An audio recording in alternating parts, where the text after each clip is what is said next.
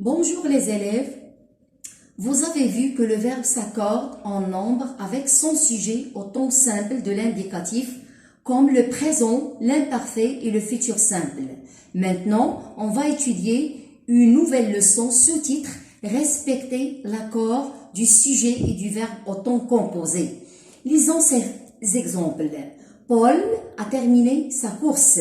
Les sportifs ont terminé leur course. Il est parti en vacances. Aya est partie en vacances. Mes amis sont partis en vacances. Mes sœurs sont parties en vacances. D'après ces phrases, que remarquez-vous les élèves? On remarque que le sujet et le verbe changent dans chaque phrase. À quel temps les verbes sont-ils conjugués? Oui, ils sont conjugués au passé composé. Alors, c'est quoi le passé composé les élèves? Le passé composé est un temps composé du passé. Comment se forme-t-il? Il se forme de l'auxiliaire avoir ou être conjugué au présent plus le participe passé du verbe conjugué.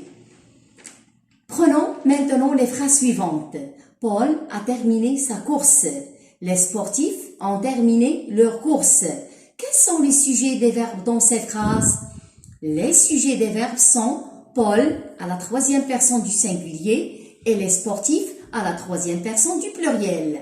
Alors, le temps, bien sûr, ici, c'est le passé composé qui se forme de l'auxiliaire avoir plus le participe passé qui ne s'accorde pas en genre et en nombre avec le sujet. Ça veut dire que le participe passé reste invariable. Bien. Passons maintenant à l'accord du participe passé avec l'auxiliaire être. Lisons d'abord ces exemples. Il est parti en vacances. Aya est partie en vacances. Mes amis sont partis en vacances. Mes sœurs sont parties en vacances.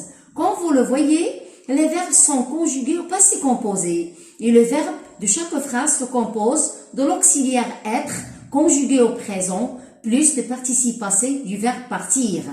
Dans la première phrase, on n'a rien ajouté au participe passé partir parce qu'il s'accorde avec le sujet au masculin singulier. Par contre, dans la deuxième, la troisième et la quatrième phrase, le participe passé partir s'accorde avec le sujet comme suit. Au féminin singulier, on a ajouté le E de féminin.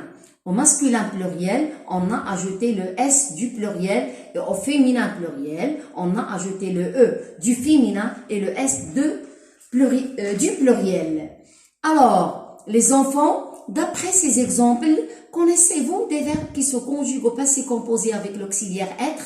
Oui, on a vu les verbes du premier groupe comme arriver, entrer, monter, tomber, rester, retourner, etc. Plus les verbes pronominaux.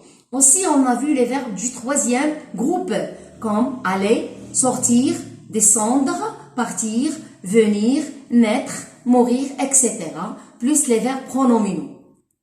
Ce que vous devez retenir les élèves, que si le verbe est conjugué avec l'auxiliaire avoir, le participe passé ne s'accorde pas avec le sujet. Et si le verbe est conjugué avec l'auxiliaire être, le participe passé s'accorde en genre et en nombre avec le sujet.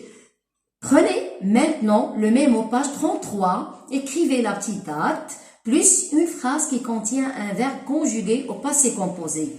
Puis, faisons ensemble l'exercice 4 de Je m'entraîne, page 179 du manuel. Quelqu'un lit la consigne. Choisis les participes passés qui conviennent. Vous faites l'exercice avec le crayon sur le manuel. On fera la correction après. Merci de votre attention et à la prochaine séance. Au revoir les élèves.